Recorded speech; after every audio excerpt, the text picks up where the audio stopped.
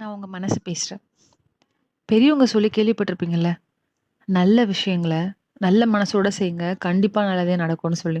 So, நடக்கிற விஷயங்கள்ல நல்லதோ, கெட்டதோ எல்லாமே நம்ப மனம் சம்மந்தப்பட்டதா தான் இன்ன வரைக்கும் பேசிட்டு இருக்கோம்.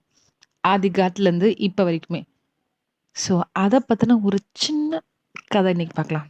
ஒரு புத்த குருவும், அவரோட சிஷ்யரும் ஒரு ஆறு இருக்கு.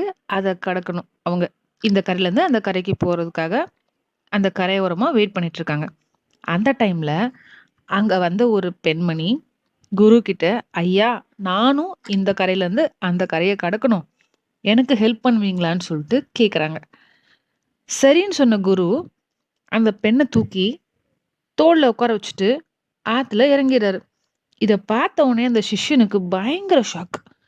என்னடா ஒரு துறவி ஒரு சின்ன பொண்ண தோள்ல தூக்கி வச்சுட்டு போலாமா? இது தகுமா? இது குருவோட புனித தன்மை கெட்டு போயிடாதா? அப்படின்னு சொல்லிட்டு ரொம்ப பதட்டப்படுறான். கரைக்கு வந்ததும் குரு அந்த பெண்ண இறக்கிட்டாரு. சிஷ்யனுக்கோ மனசுல ரொம்ப குழப்பம். குரு கிட்ட எப்படி கேட்கறதுன்னு புரியாம, மனசுல இத பத்தி யோசிச்சுக்கிட்டே ரொம்ப குழப்பமாவே வந்துட்டு இருக்கான். கொஞ்சம் தூரம் வந்ததுக்கப்புறம், ஒரு மரத்தடியில 2 பேரும் ஓய்வு எடுக்கிறதுக்காக உட்கார்றாங்க. அப்போ அந்த சிஷ்யன் தன் மனசுல இருக்க கேள்விய குரு கிட்ட கேட்டுட்டான்.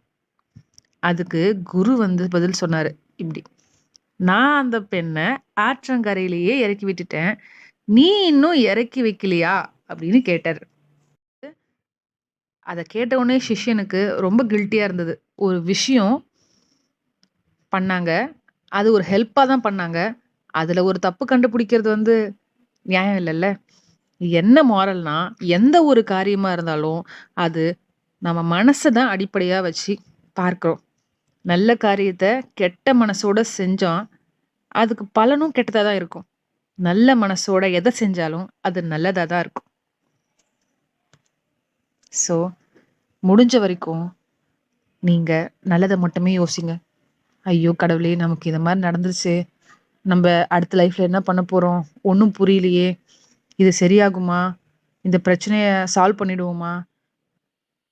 அப்படின்னு சொல்லி யோசிச்சு தப்பான விஷயங்கள பத்தி யோசிக்காதீங்க. கண்டிப்பா நமக்கு நல்லது நடக்கும்.